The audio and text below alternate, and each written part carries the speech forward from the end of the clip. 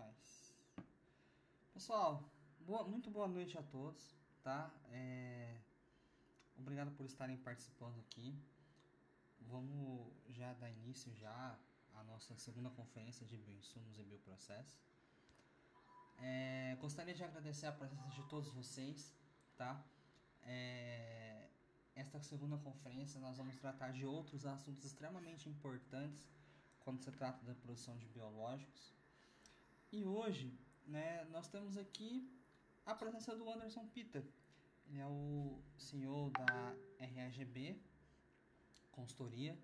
Anderson, muito obrigado por aceitar participar dessa conferência, tá? Um grande prazer recebê-lo aqui. Fique à vontade para falar um pouco sobre você, sobre o seu trabalho e contar um pouquinho pra gente como tá o mercado o registro de biológicos hoje no Brasil, o que se tem, como é que tá, quais são as vias, tá? Só um comentário, pessoal, nós vamos seguir por mais ou menos uns 45 minutos, e aí vocês podem ir mandando suas dúvidas, tá? Via chat, e depois a gente abre pra gente fazer uma interação, para vocês podem abrir microfone, câmera, para fazer perguntas, tá bom? Anderson, fica à vontade, a palavra é toda sua. Um prazer recebê-lo aqui novamente. Boa noite, Renato. Boa noite a todos que estão aqui nessa reunião. Eu quero agradecer pelo teu convite, Renato. É um prazer estar com vocês. Permite-me apresentar. Como disse o Renato, meu nome é Anderson Peter, eu sou CEO da RAGB. RAGB é uma empresa especializada em regulamentação de empresas e produtos no Brasil. A gente tem vários departamentos da empresa. Alguns departamentos cuidam de Anvisa, outros departamentos cuidam de Ministério da Agricultura, IBAMA, IMETRO. Tudo que é necessário regulamentação, nossa empresa tem a especialidade para poder fazer isso, para poder ajudar as empresas, né, a trazer seus produtos para o Brasil, ou as empresas brasileiras a se regularizar esses produtos. A gente está nesse mercado há quase 12 anos, trabalhando com burocracia, tentando entender essa burocracia para fazer as coisas acontecerem. Agradeço mais uma vez, Renato, pela presença. Vou deixar você ir conduzindo, se você quiser fazer pergunta. Não sei como é que você gostaria que eu falasse sobre o tema. Então, eu acho muito importante, pessoal, hoje a gente tem trabalhado e visto, né, o mercado de biológicos crescer cada vez mais e mais. Só que a gente precisa caminhar pelo caminho o mais certo possível, né? Trabalhar com os biológicos todos registrados de forma correta. E aí, eu sei que já mudou muito essa legislação, mas a gente tinha antigamente, né, ainda tem na realidade, duas vias de registro, né, Anderson? Eu queria que você contasse pra gente. Hoje, por exemplo, eu trabalho com produção de bioinsumos e eu te procuro hoje para registrar um produto. O que se tem hoje de oportunidade à disposição? Quais vias? Quais tipos de registro? Quanto tempo demora? Quanto custa? A importância, Ótimo. inclusive, de se ter um profissional como você, na sua empresa, para poder agilizar e executar esse serviço de uma forma mais assertiva, né, para que o processo ocorra da melhor forma possível e no menor tempo possível, que é o que nós, né, produtores de biológico, queremos registrar mais rápido para poder vender mais rápido. Isso é verdade. Esse é o pedido que eu tenho todos os dias. As pessoas vêm já perguntando, vai sair quando? E aí é uma coisa interessante, né? O mercado biológico está crescendo mais rápido do que os fiscais do Ministério da Agricultura possam acompanhar. É uma novidade, parece que já está há muito tempo, mas devido ao crescimento e ao desejo de cada pessoa de fazer os seus negócios, isso tem feito com que o Ministério se dobrasse em cima desses produtos e começasse a tentar entender como é que trabalha. Hoje, quando você fala, vou montar uma biofábrica, e a pessoa me liga e fala assim, eu quero montar uma biofábrica, o que eu preciso para me regularizar? Eu começo a fazer um monte de perguntas, falo, não, mas é biológico, todo mundo faz. Só que o biológico, você pode dar destinações diferentes a ele. Por exemplo, eu tenho um cliente que ele tem uma biofábrica, e na biofábrica dele ele faz o mesmo produto, a mesma cepa, só que ele faz para mercados diferentes. Então ele tem a mesma produção, mesmo produto, só que ele tem um destino é tratamento de efluente, outro destino é defensivo, o outro é para condicionador de solo, o outro é para a parte de animais. É o mesmo produto. Aí você fala, então tá, então se é o mesmo produto, eu faço uma única fábrica e eu vendo ele para quem eu quiser. Não, não é assim. Quando você fala, eu vou vender esse produto aqui para tratamento de efluentes, quem vai regularizar isso já não é mais o Ministério da Agricultura. Quem regulariza isso é o IBAMA. A exigência é diferente. O que é necessário para você produzir um produto que é para tratamento de efluente é diferente do que é necessário para você produzir o mesmo produto para fazer um defensivo, por exemplo. Uhum. Então, uma mesma empresa, uma mesma biofábrica, que ela tem o mesmo produto, ela nunca vai poder ter uma única linha de produção. Para cada destino que o produto dela tiver, ela vai ter que ter uma linha dedicada àquilo, que as exigências são conflitantes. Se você atende um órgão, você desatende o outro. Então, uma da primeira coisa que uma empresa de uma biofábrica pretende nascer, eu quero nascer, ela tem que primeiro especificar qual é o primeiro mercado que ela quer. Porque aí ela começa a focar toda a regulamentação da empresa dela voltado para aquele mercado. Se você fala no mercado de defensivos, por exemplo, ele é regularizado por 3 órgãos. Ele é regularizado pela Anvisa, que é a Agência Nacional de Vigilância Sanitária, pelo Ministério da Agricultura, Pecuária e Abastecimento, o MAP, e pelo IBAMA. Então, uma empresa que fala, eu quero fazer um defensivo, quero fazer um fungicida, quero fazer um inseticida, quando entra nessa linha de defensivos, você já tem 3 órgãos reguladores e que são muito claros que você não pode ter 2 tipos de produto na mesma linha. Então, quando você pensa nessa linha, é a linha mais complexa de se regularizar. Por isso que você vai encontrar pouco biológico regularizado de maneira adequada como defensivo, porque ele é difícil. Então, por que não? Porque é difícil, porque é complicado. Uhum. Por causa de atender os 3 órgãos. Muitas vezes você atende o IBAMA e o MAPA fala, eu não gostei disso, eu quero que seja diferente. Aí você muda o que o MAPA pediu, você tem que voltar ao protocolo do IBAMA para ver se o IBAMA aprova. Então são indas e vindas, é um processo que acaba sendo moroso. Eu já tive experiências com empresas que chegaram a demorar 2 anos, 2 anos e meio, todo o processo regulatório para que ela pudesse estar liberada para regularizar a empresa. E depois ainda ter o processo de produto.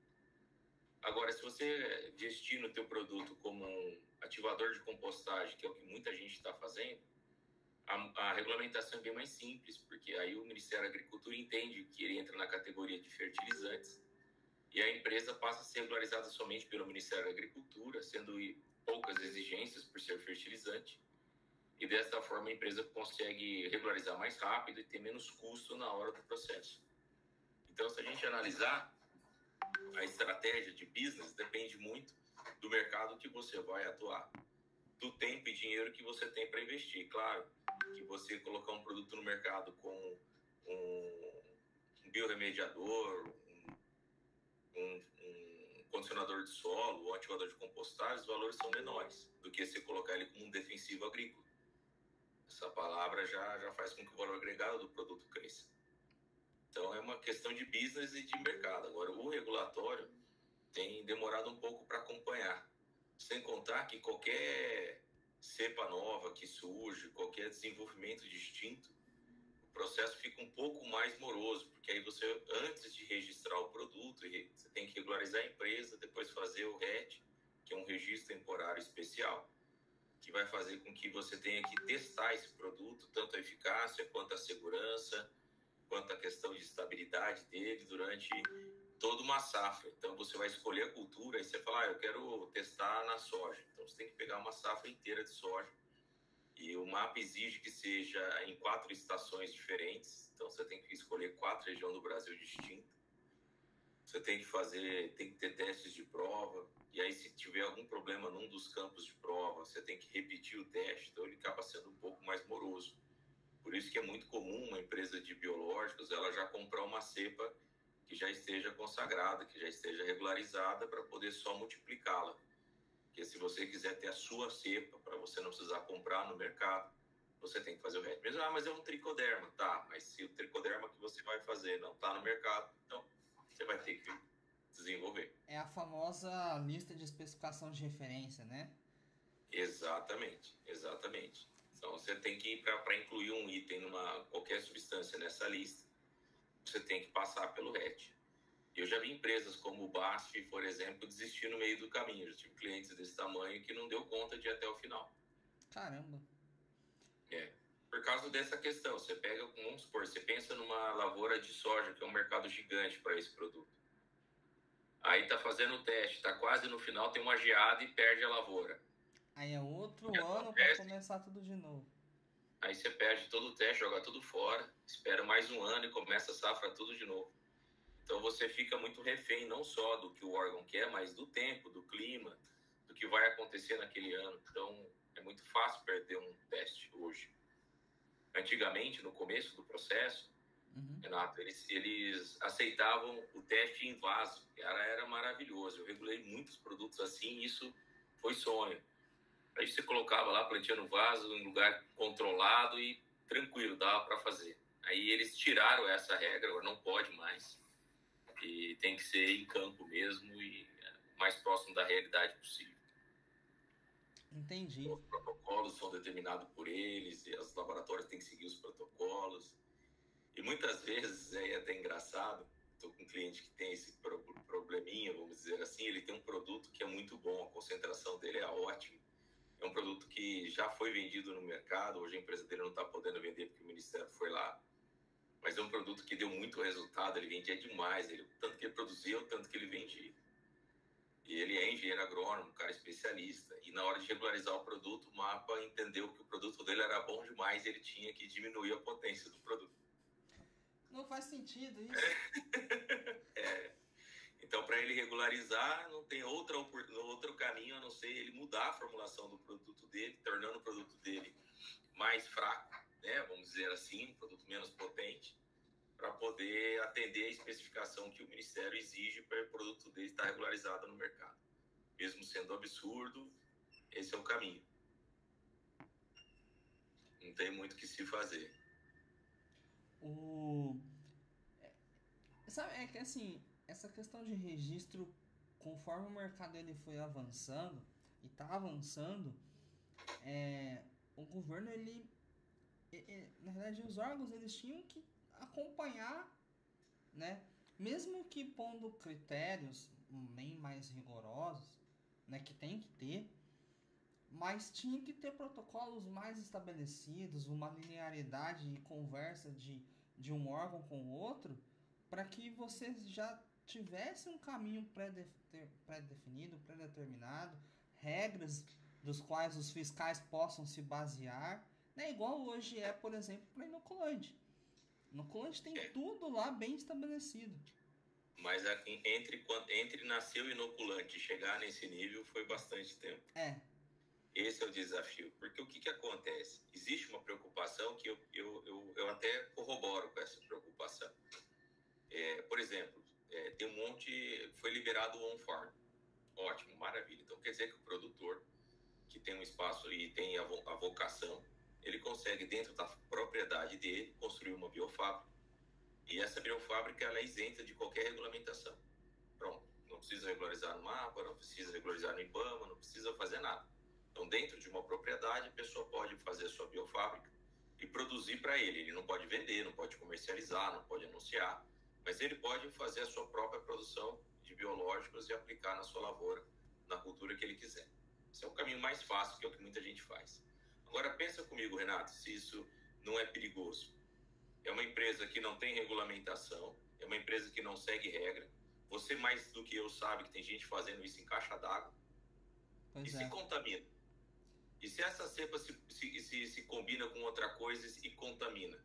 E isso começa a proliferar. E em vez de bom, for ruim. Se for pro ar e pegar na lavoura do vizinho. Ou seja, é muito complicado, porque existe uma pressão para poder facilitar.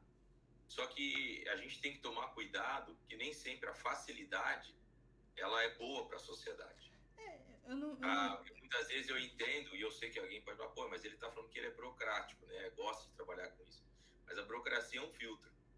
É um filtro que ajuda as pessoas assim, olha, para você fazer isso, você tem que ter um sistema da qualidade implantado. Você tem que ter procedimentos. Você tem que ter procedimentos que roupa que você vai vestir no ambiente. Você tem que ter um procedimento de como embala. Você tem que ter um procedimento de descartar essa embalagem quando termina o produto. Você tem que ter um procedimento de lidar quando esse produto dá errado. Você tem que ter um procedimento para treinar os seus funcionários, para saber quem é que vai trabalhar com isso. Você tem um procedimento para dar manutenção nos equipamentos para manter a qualidade. Você tem um procedimento para poder estudar o seu produto com frequência, para cada lote exatamente sair com aquilo que foi determinado que tem que sair pelas quantidades corretas. Então, essa regulamentação, ela tem esse benefício. O que falta, e aí eu concordo com você, é o conhecimento do técnico que avalia os processos. Então, muitas vezes, ele olha a palavra defensivo e ele nunca pegou um processo biológico para fazer na vida. De repente, ele só regularizou produtos químicos. E aí, ele olha para aquele produto, ele não tem muita ideia. Eu vou te dar um exemplo que foi engraçado, inclusive nós já conversamos sobre isso. Eu estava regularizando uma empresa e ele tinha aqueles ovinhos de mosquito, esqueci o nome da... Cotésia, tricograma... Cotésia, exatamente, cotésia. E aí estava fazendo todo o teste, passou tudo. Aí o fiscal falou assim, olha, eu quero teste de desativação. Teste de desativação se faz em produto químico, certo? Uhum, então, quando você tem um defensivo químico, todo defensivo químico ele tem que ter uma desativação, ou seja, se houver contaminação, você tem que ter um processo que você vai lá e anula aquele processo contaminante. Ótimo. Agora é uma mosquinha. A vida útil dela é 24 horas. Ela não vai viver mais que isso. A desativação é o tempo. Ou a comida. Se ela não tiver comida, ela morre. Uhum. Então não tem desativação. Não existe. Mesmo assim, o Ministério exigiu, a gente teve que fazer um teste, provar que não tinha desativação com documento, investir com o laboratório. Tá, entendi. Então quer dizer que mosquito não tem desativação. E é assim que eles vão aprendendo. Aí alguém vai lá no mapa e fala assim, ó, quando aparecer uma cotésia aqui, então não tem mais essa pergunta da desativação. Vou evoluir. Tira do escopo que a gente vai tratar de outro tema. Então esse é o desafio. Muitas vezes você chega com um produto, vem uma exigência que é impossível de cumprir. Porque a classificação do produto hoje é um defensivo. Em uma empresa que eu trabalhei, eu tava fazendo uns testes com o produto WP, né, um produto em pó, e aí eu peguei lá uma NBR de molhabilidade que falava claramente que não se aplicava a biológicos, mas para o registro eu precisava obter aqueles dados. Eu falava assim, pô, tá escrito aqui que não se aplica a NBR, mas o mapa tava pedindo. E é assim, esse é o nosso cotidiano. Então, quem está entrando nesse mercado tem que se preparar pelo processo. O mapa ele evolui, ele não demora muito, ele chega a evoluir. Mudando, por exemplo, fazendo um paralelo com outro mercado, quando começou a explodir as cervejarias artesanais, isso foi uma crise, porque não existia uma regulamentação para uma cervejaria artesanal. Então, quando uma empresa fala assim, sou uma cervejaria, quero me regularizar, ele ia ser exigido igual a Ambev é exigida, igual uma Heineken é exigida. Não tem como. Não tinha conversa. Aí, de tanto passar processos e tentar, e discussões e consulta pública, hoje existe uma legislação específica para a cervejaria artesanal. Então, aquela pessoa que quer ter uma cerveja própria, de modo artesanal, ela já é possível regularizar. Eu acredito que vai acontecer a mesma coisa com os biológicos. A hora que o mapa vai ver a demanda que tem crescido a cada dia, ele Sim. deve se qualificar, criar uma legislação específica, tirar da categoria defensiva, porque o mesmo produto ele pode ser utilizado para vários fins, né? O mesmo produto ele pode estar atuando como um defensivo, atuando como um fertilizante, como inoculante ao mesmo tempo. Então, para que eu classificar? Ele não entra nas classificações comuns de outros produtos que existem no mercado hoje. Então, deveria ter uma classificação biológica. Sim. Deveria ter essa classificação bem clara, porque ele não é um produto comum. Ele não é tóxico. Ele não vai exigir que o funcionário que aplica ele na planta põe aquelas máscaras e põe aquela roupa toda e joga fora. Tem uma série de critérios para defensivo químico, que é diferente. No entanto, que se você falar que o seu produto é um ativador de compostagem, nem registro o mapa pede do produto, pede da empresa, como um fabricante de fertilizante. Qual o produto? Não é passível de regulamentação, não existe nenhuma regulamentação. E é o mesmo produto. Então prova que ele é um produto inofensivo, senão o mapa não deixaria ele sem regulamento. Sim. Mas aí, só para você falar que você vai usar ele com controle de alguma doença, aí já praga, entra como um aí o mapa, defensivo. não, então agora você vai ter que falar com a Anvisa, você vai ter que falar com o IBAMA, você vai ter que falar comigo, você vai ter que chamar a licença ambiental, agora vamos pensar na sua empresa como uma indústria de defensivo. Sim, pois é. Anderson, eu queria te fazer uma pergunta. Além, hoje, né, na realidade, a regulamentação do defensivo biológico, ela é a nível federal. Certo. Já a regulamentação do estabelecimento produtor é a nível estadual. Tô correto? Mais ou menos. Mais ou menos? Na verdade, mais ou menos. Quando você fala em defensivo, ele é um regulamento estadual. Então, vamos supor, eu tenho um produto biológico e regularizei aqui no estado de São Paulo como um defensivo agrícola. Para eu vender em Minas Gerais, eu tenho que ir lá no mapa de Minas Gerais e fazer um processo. E custa caro. Mas e aí, se eu quiser vender em Goiás, eu tenho que ir lá em Goiás e fazer um processo. Então, o fertilizante, não. O fertilizante, você regulariza ele num lugar e ele pode ser vendido para qualquer lugar do Brasil. Entendi. Inoculante, você regulariza num lugar e vende para qualquer lugar do Brasil. O fertilizante e o inoculante é a nível federal. A nível federal. O defensivo, não. O defensivo, você regula ele. Quem regulariza ele é nível federal. Só que ele regulariza o teu produto para o seu estado. Entendi. Já o Aí, para você vender em outro estado, você precisa fazer um processo em cada estado. E é um processo que vai ser analisado. Muitas vezes eles vão pedir documentos diferentes, porque existem legislações. O MAPA ele tem esse critério, cada estado tem sua legislação própria. Então, muitas vezes você consegue regularizar o produto num estado, mas não consegue no outro. Entendi. É realmente um grande desafio, né?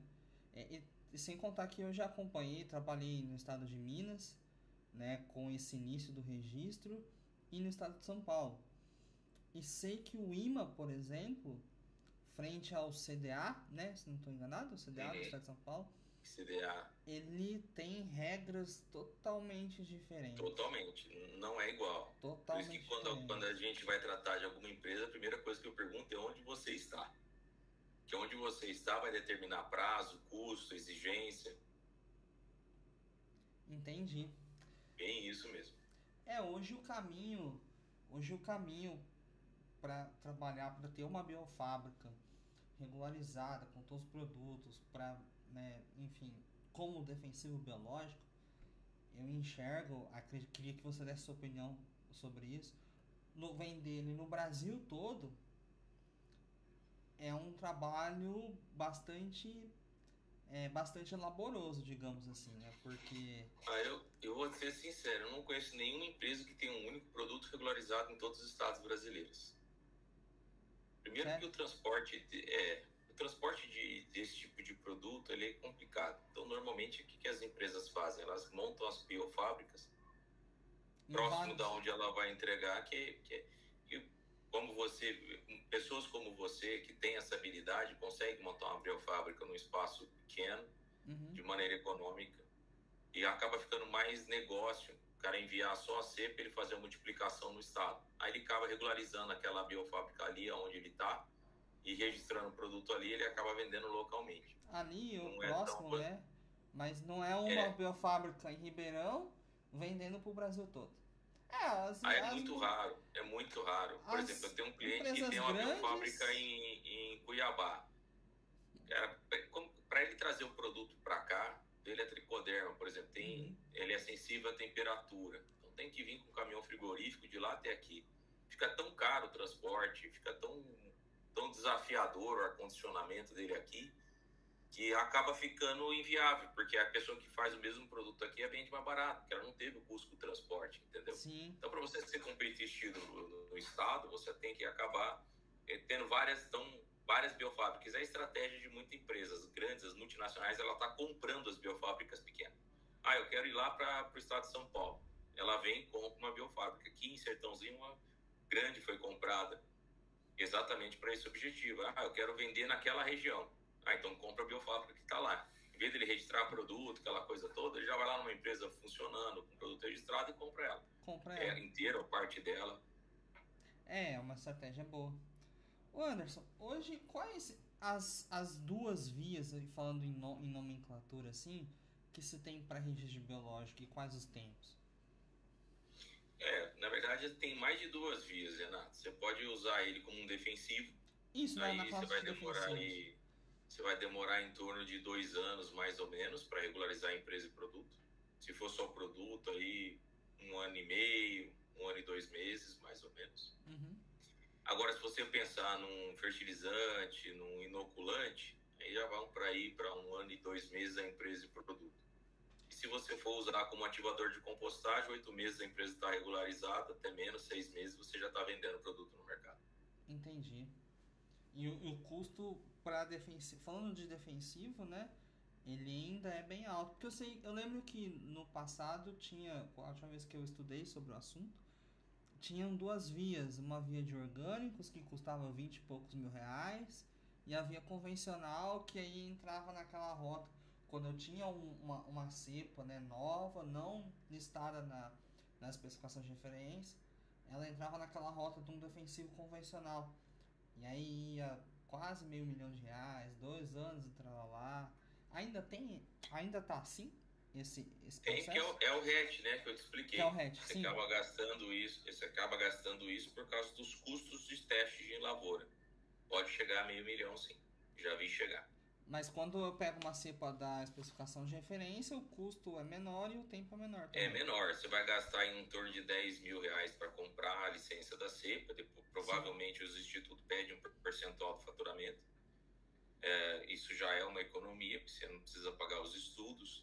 Para regularizar uma empresa, você vai gastar em torno de 20, 25 mil. Para deixar ela organizada dentro dos outros órgãos, mais uns 15 mil. Ou seja, se pensar em burocracia, você vai gastar em torno aí de 90, 100 mil somando tudo. Mais a estrutura, que aí é com você. Sim. Mas é mais ou menos isso. De burocracia, dentro desse período, é mais ou menos isso. Agora, se for sem especificação de referência para colocar na lista, pensando como defensivo, aí não dá nem para quantificar tempo. Pode chegar a 4 anos, 5 anos. Sim. E aí você vai dinheiro. É bastante dinheiro. Vai. Eu participei de um registro assim, demorou muito tempo. Eu saí da empresa e não tinha sido registrado ainda.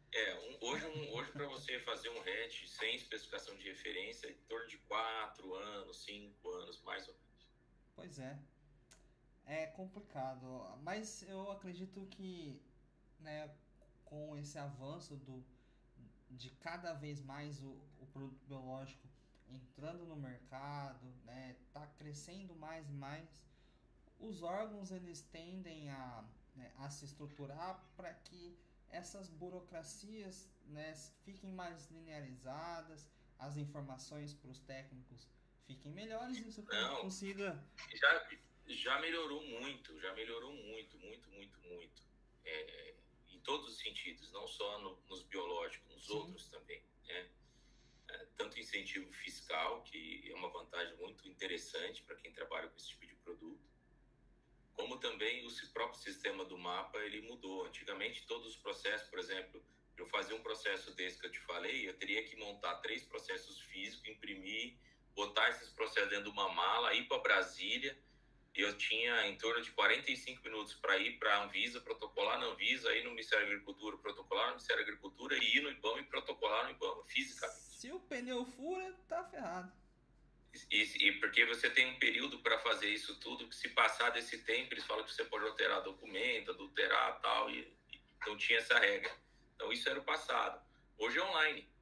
Hoje eu vou lá, subo os documentos online, quer dizer, facilitou bastante.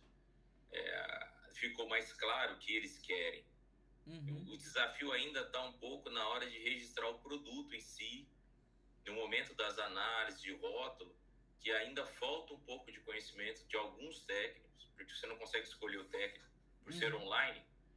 Teu produto por exemplo, teu produto aqui de São Paulo, ele pode cair na mão de um técnico de Santa Catarina, por exemplo.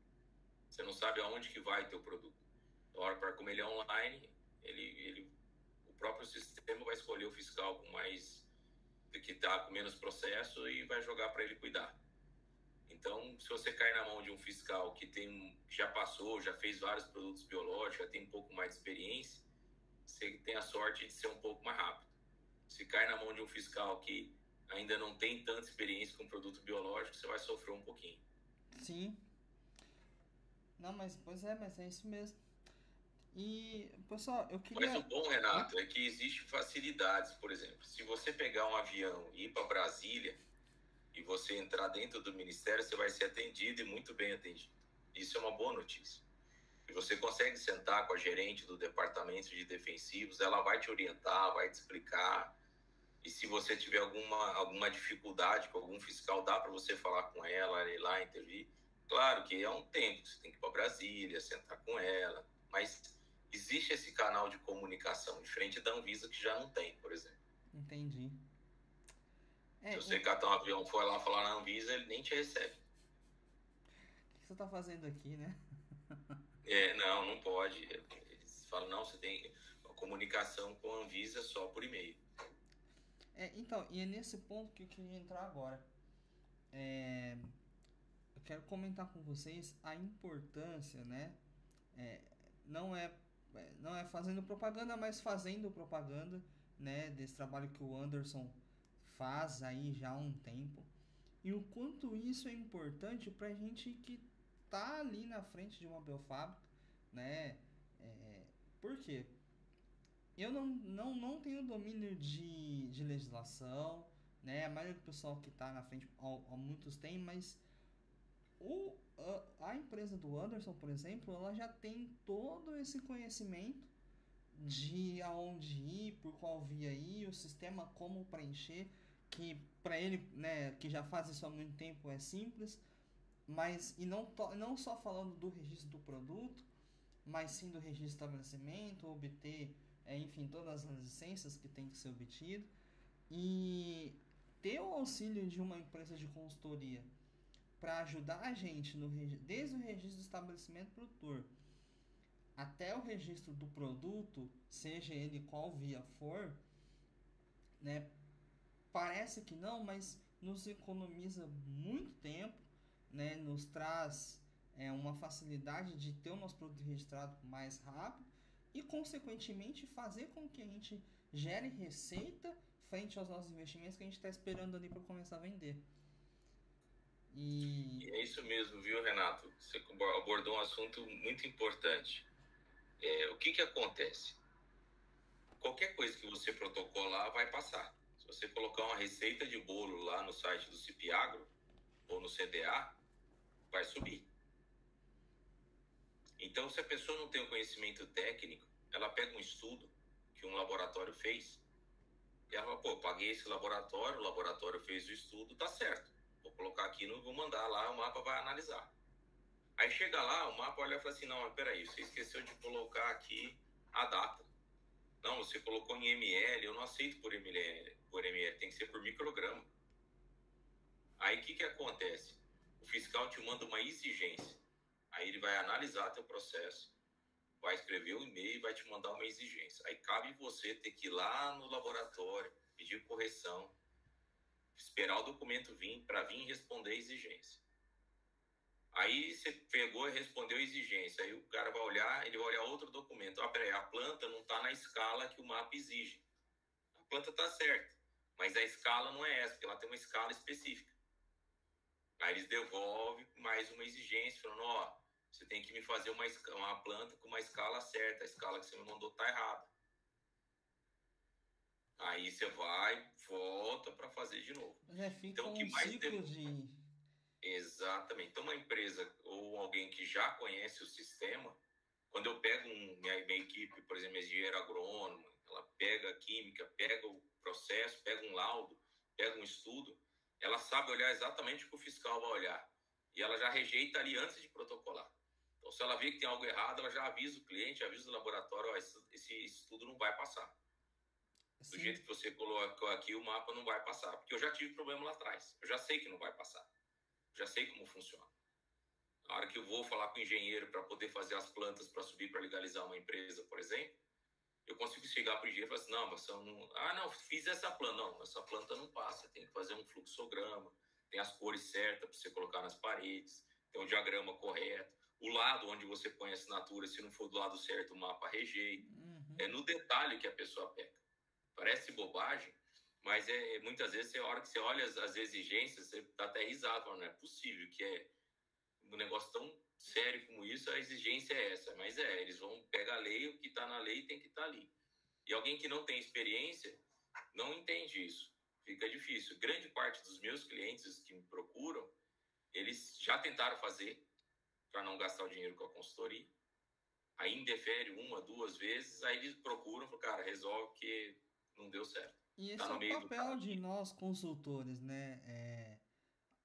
Encurtar esse caminho de tempo, né? Facilitando todos os processos para que o cliente possa ter o seu resultado final do jeito certo, no menor tempo, né? Exatamente.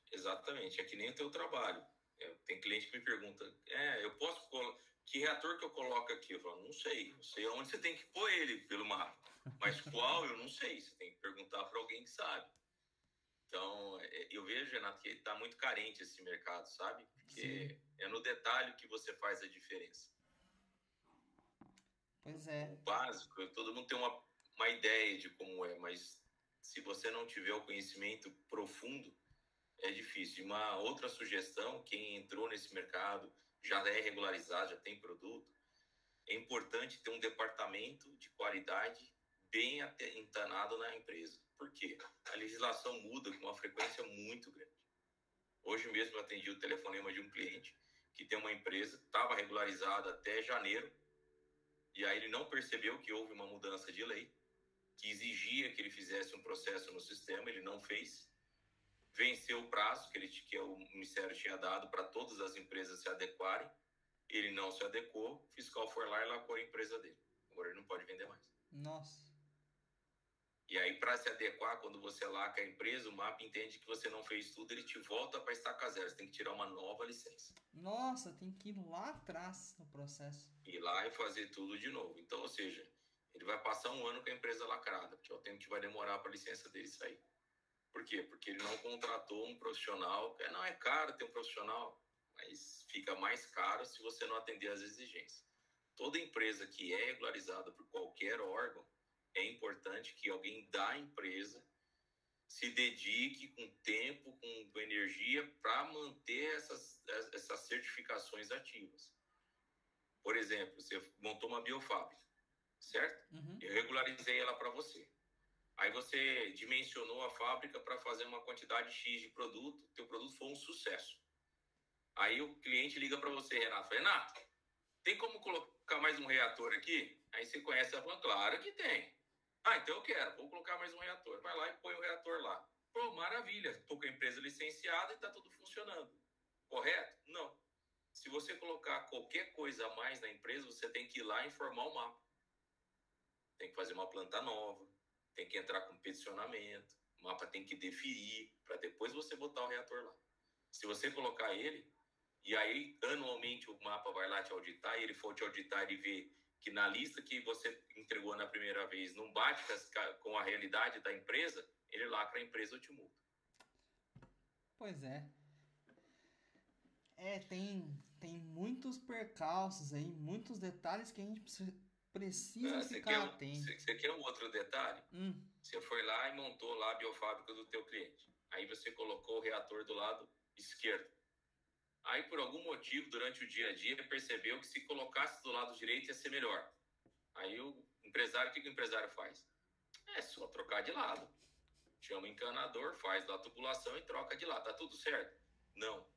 Se você trocar de lado, você tem que refazer a licença ambiental, você tem que fazer a licença do IBAMA, você tem que refazer a licença do MAP. Por mais que não muda nada, né? Não, você só trocou de local. Ele estava do lado esquerdo, você pôs para o lado direito. Só isso. Já vai obrigar você a ir lá e se regularizar. Por isso que eu falo que ou você contrata uma empresa para cuidar disso para você, ou você monta um departamento disso dentro da sua empresa. Porque qualquer atividade que você fizer diferente dentro da empresa, Se você fizer uma reforma, mudar a entrada de funcionário, qualquer coisa, você precisa fazer um processo regulatório. Exatamente. Senão você está irregular a partir daquele momento. Se você disse para o mapa que você ia ter uma dimensão X de área produtiva e você aumenta em 10% essa área produtiva, você tem que fazer um processo e pedir para o mapa se pode. Porque ele pode negar, inclusive. Não autorizo você aumentar a sua empresa. Se quiser aumentar, tem que trocar de endereço. E pode fazer? Pode. Já vi fazer várias vezes. Nossa. O cara pediu uma ampliação de planta e o mapa não autorizar. Pois é, isso é a importância de ter profissionais como você, como a sua empresa, né, amparando a biofábrica, não sei, ou dando suporte, acho que esse seria o termo melhor, para que frente às mudanças, né, porque todo mundo quer expandir, todo mundo começa pequeno hoje. Claro. E com a intenção, né, ó, daqui a 6 meses, hoje eu tenho um bioreator só, daqui a 6 meses eu quero ter 3, eu quero ter 10, mas os processos são um pouquinho mais complicados, né, a gente precisa estar sempre de olho na lei, na legislação, fazendo todas as mudanças regularizadas direitinho, para não ter o problema, igual que você comentou, né, por um detalhe, por uma contratação de um apoio, você ficar um ano com a tua fábrica parada, isso é um prejuízo grande. Pra você ter uma ideia, por exemplo, você falou assim, inclusive nós, né, já conversamos sobre isso. Você vai montar uma biofábrica, normalmente o cliente fala, olha, eu quero começar pequeno, mas eu vou expandir. Então, se você já puder desenhar ela para expandir, a gente monta ela pequenininha e vai expandindo. Aí tem cliente que pensa assim, sabe o que eu vou fazer? Eu já vou fazer o pedido como se ela tivesse grande já, né? Porque aí quando eu crescer eu não preciso fazer nada, só vou colocando coisas. Pode? Não pode. O mapa, ele avalia o que está presente. Então, se você colocar lá que vai ter 2 reatores dentro da sua biofábrica, e o fiscal, ele só vai te dar a licença se ele te auditar, e ele chega lá, tiver ele indefere e manda você entrar de novo com o processo. Anderson, tudo bem? Boa noite. Desculpa interromper aqui. Ryan. Fique à vontade. Eu tenho um cliente que ele tem 3 bioreatores e um projeto de expansão para mais 6. Você acha pertinente, já nesse processo de início de regulação, colocar isso e deixar o mapa fazer a fiscalização sem esses reatores, ou eles vão me cobrar por eles? Eles vão te cobrar por eles. Se eles não existem ainda, é melhor não colocar ele no processo agora. Se você colocar no processo, eles vão exigir que ele esteja presente. Se você colocar que vai ter uma concha, que a hora que você vai ter que fazer o memorial descritivo arquitetônico, que não é só arquitetônico, ele quer que você escreva todos os equipamentos que existem na empresa. Até os utensílios, por exemplo, eu uso uma concha para colocar um produto aqui. Ele quer que, se você escrever que tem uma concha lá, ele vai lá e vai perguntar, cadê a concha? Eu já tenho um cliente meu que, inclusive, pediu, antes de ir lá, pediu para tirar foto da concha para ver se a concha estava no lugar. Então, tudo que você disser, na hora que você vai descrever o que tem na empresa, você vai colocar que piso que é, que porta que é, que cor que é, cada equipamento que tem, o tamanho dos reatores, a marca, o modelo, que motor que é, que fio que é, que tensão que é. Você vai escrever tudo. Quando o fiscal for, ele vai ver se tudo que você escreveu está lá. Qualquer coisa que faltar é uma exigência.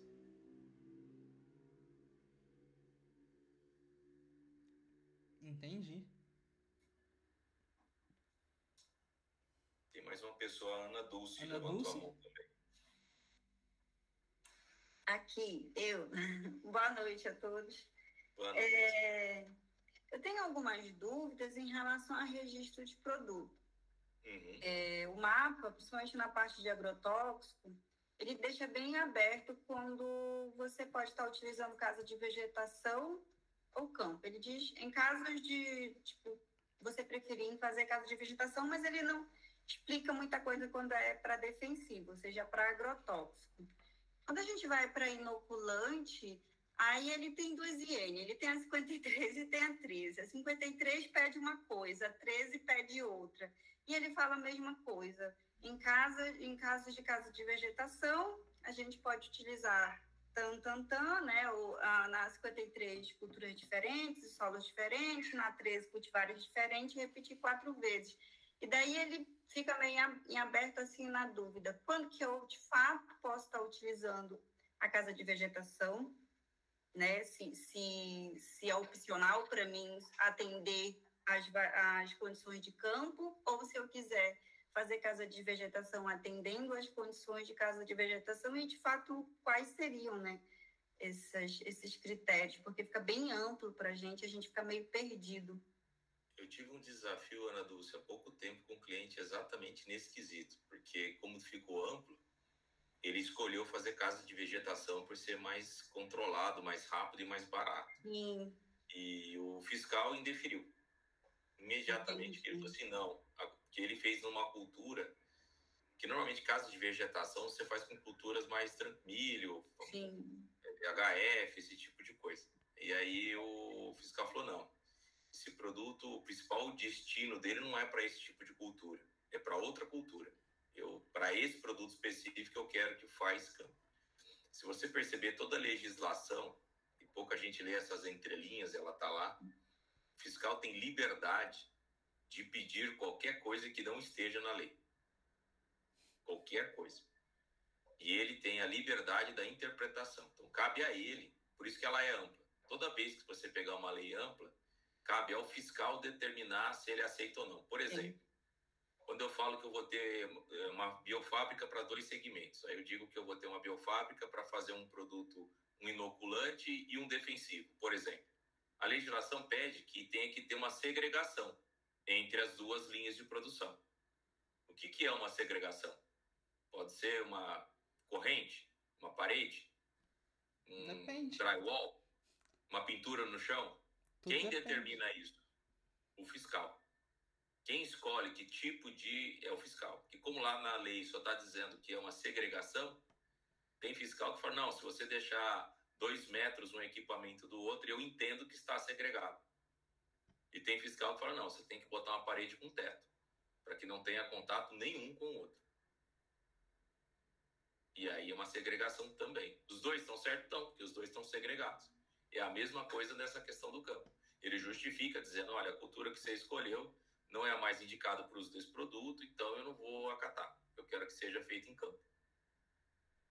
Entendi. Até eu fiquei bem curiosa, porque, por exemplo, no campo a gente consegue estar vendo selecionando diferentes lugares, onde você vai ter diferentes regiões edafoclimáticas, mas se a gente for levar em consideração a casa de vegetação, se for só cultivar em diferente e repetir 4 vezes, você não vai estar atendendo isso.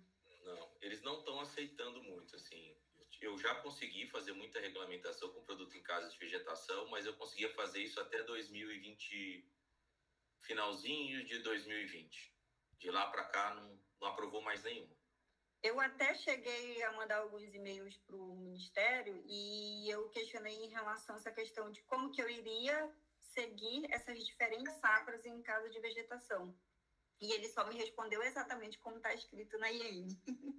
Cultivares diferentes e repetir pelo menos 4 vezes. E a gente ficou assim... Aí o que é bacana você fazer quando é assim? Uhum. Vai até o mapa da região onde o produto vai ser regularizado. Entendi. Procura pelo fiscal dali e pergunta para ele. Fala assim, o que você entende por esse produto? O que é melhor eu fazer? O que ele te falar, o que ele vai avaliar. Entendi. Inclusive... É assim que eu faço. Quando eu preciso fazer, eu vou até o fiscal da região. Então não adianta eu ir aqui em Ribeirão Preto, por exemplo, se o produto vai ser regularizado em Santa Catarina. Eu tenho que ir lá em Santa Catarina, sentar com o fiscal de lá, falar assim, ó, eu tô com esse produto, eu quero fazer um teste, e aqui na legislação está me dizendo isso, o que eu faço? E o próprio fiscal te diz, ó, nesse caso, nesse produto eu quero que seja em campo. Ou nesse produto você pode escolher, fica à vontade, para mim tanto faz, aí você escolhe. Entendi. E aí até mesmo a empresa que a gente vai, né, se a gente for falar com eles indicaram para a gente, assim, para inocular seria interessante fazer em casa de vegetação, porque inocular em campo tem muitas chances de não dar certo. E aí a gente foi ver a IN para casa de vegetação e a gente ficou bem, nossa, tá muito... Eu já tive essa experiência também, do laboratório indicar a casa de vegetação e o mapa indeferir. Entendi. E aí você fala com eles e depois eles falam assim, eu não posso fazer nada, esse é um critério do fiscal. Entendi. E ele tá certo, é um critério do fiscal. Infelizmente, é assim que funciona. Se me perguntar o que é mais seguro, que é certeza que você não vai ter problema, é fazer em campo. Isso é certeza que você não vai ter dor de cabeça. Agora, se você... Porque o carro de vegetação é mais rápido, é mais barato, tem várias vantagens. Uhum. Inclusive, na casa de vegetação, quando ele diz que repetir 4 vezes, aí eu até questionei se poderia ser simultâneo, ele disse consecutivo. Consecutivo, é isso mesmo. Aí, Mas então, é aquele negócio, poder pode, não significa que o fiscal vai aceitar. Vai aceitar, eu já percebi. Pode não aceitar. A gente já teve produto avaliado por um fiscal com um tipo de comentário e a gente já teve um produto por outro fiscal com outros comentários. A gente observa que tem muita interpretação pessoal, assim, em cima da lei. E é o fiscal. Isso vale, e não é só no Ministério da Agricultura. Eu trabalho com outros órgãos, a regra é a mesma, todas as regras. Se for na junta comercial, é a mesma coisa. Você vai protocolar lá uma alteração contratual, vai ter um fiscal que vai receber e falar, beleza, e vai ter um que vai olhar a mesma alteração e falar, não, aqui eu não gostei, tem que trocar o texto. Certo, então, muito obrigada, Anderson. Nada. Pessoal, alguém tem mais alguma pergunta? Fique à vontade. A gente tem mais 5 minutinhos ainda. Pode falar, Rafaela. Oi, boa noite, tudo bem? Eu sou bem leiga nessa parte de regulatório e eu queria entender com você, a partir de que momento que eu começo a regularização de uma empresa? Se ela está aí no processo aí de construção, né, com a chegada dos equipamentos, com a instalação do laboratório, em que momento que eu começo essa regulamentação? Você começa na abertura, viu, Rafaela? Por quê? Primeira coisa que o mapa vai observar é o CNAE, que é o Código Nacional de Atividades da sua empresa, que ele vai para saber se está correto. E o objeto social. E o contador, nem sempre, ele sabe o melhor CNAE do mapa. Ele sabe o melhor CNAE para a junta comercial, para a questão tributária. E muitas vezes o que ele indica, o mapa não acata. Então, o primeiro trabalho que a gente faz já é analisar o contrato social para ver se ele está ok. Aí a outra coisa importante é na construção. Quando você vai montar a sua empresa, você tem que fazer uma harmonização entre o que o Renato sabe, que é como ele coloca aquilo para funcionar, os equipamentos que são necessários, mas com o que o mapa exige, porque você tem um fluxo que você tem que seguir, tem os espaços que são obrigatórios, essa questão de segregação, como eu te falei, tem uma questão de tipo de piso que pode ter, tipo de parede que pode ter. Então, nesse momento da preparação do estabelecimento, já começa o processo regulatório. Sem contar que a licença ambiental ela é partida em 3 etapas. Você tem a LP, que é a licença prévia, que você já pode dar entrada assim que o seu contrato social sai antes de ter a empresa. Aí depois você tem a LI, que é a licença de instalação, que é no processo final de instalação, que eles vão analisar os equipamentos, a dimensão, a quantidade de produto, e aí por fim te dá a LO, que é a licença de operação. Então, existe vários processos que você vai fazer desde o início da montagem da empresa, e tudo isso é o regulatório. Protocolar mesmo, você protocola quando a empresa estiver pronta e todos os equipamentos instalados, aí você já pode protocolar. Mas essa jornada entre abrir a empresa, criar toda a estrutura, tirar outras licenças como bombeiro, a licença ambiental, tudo isso ele já faz parte antes, porque muitas vezes você deixa a empresa prontinha e fala, vou começar agora. Aí você vai na licença ambiental fala, você tem que ter um tanque de decantação aqui. Aí você tem que quebrar uma parede ou fazer um buraco para colocar aquilo que eles querem. Aí você acaba tendo retrabalho e demorando mais. Essa é importante a gente ter você ali, de repente, dando essa orientação, né? Desde o início para já, a parte civil, já colocar tudo que precisa. Entendi. Obrigada, viu? Nada. Tem clientes que a gente faz um trabalho que a gente chama de viabilidade. Eu faço um estudo prévio junto com o cliente para ver se o local que ele escolheu vai atender a demanda que ele precisa dentro da legislação do mapa. Então, a gente pode fazer um estudo prévio e acompanhando a empresa a cada etapa, tem um serviço distinto que a gente pode ajudar na parte regulatória. Bacana. Anderson, pessoal, a gente tem mais 5 minutos, só que o Google ele encerra automaticamente a chamada, né? E aí eu sempre paro faltando uns 5 minutinhos. Alguém tem mais alguma pergunta? Ô Anderson, eu coloquei o site da tua empresa, mas se quiser deixar um e-mail teu aqui no chat.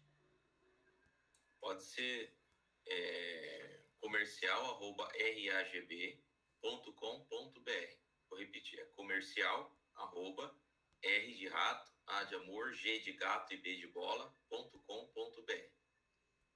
Não, é porque aí o pessoal te escreve, né? Pode mandar e-mail lá, que dúvidas tal a gente auxílio, responde. Tudo. E com certeza. Eu queria agradecer de novo, Anderson. Obrigado por aceitar o convite, tá? Foi um prazer recebê-lo aqui. Gostaria de agradecer a todos que estiveram aqui, né, nessa conferência. Amanhã a gente tem uma palestra com o João Meloni, da Mettler. Ele é engenheiro de aplicação e a gente vai falar sobre sensores de como funcionamento de sensores de pH, de oxigênio, né, métodos de calibração, enfim. Um bate-papo aí com o João. E na sexta-feira com o Auro, da Oriontech, falando de filtros de ar para abrir processo. Anderson, muito obrigado a todos, tá? Um grande abraço para vocês. Anderson, obrigado. E eu tô gravando aqui e eu vou postar no LinkedIn, no YouTube, e aí divulgo no LinkedIn e na lista de transmissão que eu mando para vocês o convite. Maravilha. Gente, eu agradeço a todos pelo privilégio de estar aqui com vocês e me coloco à disposição que precisarem de informação no regulatório e eu puder ajudar, eu estou aqui para isso.